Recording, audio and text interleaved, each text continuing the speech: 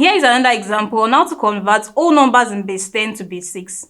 Let's convert 259 base 10 to a number in base 6. Solution. We draw a table. We place our 259 at this side.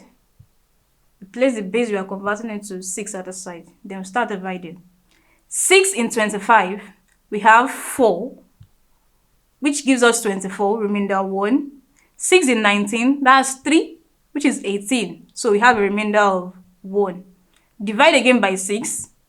6 in 43, that gives us 7. 6 multiplied by 7, you have 42. When you take away 42 from 43, what remainder do we have? We have a remainder of 1. Divide again by 6. 6 goes in 7, that's 1, remainder 1.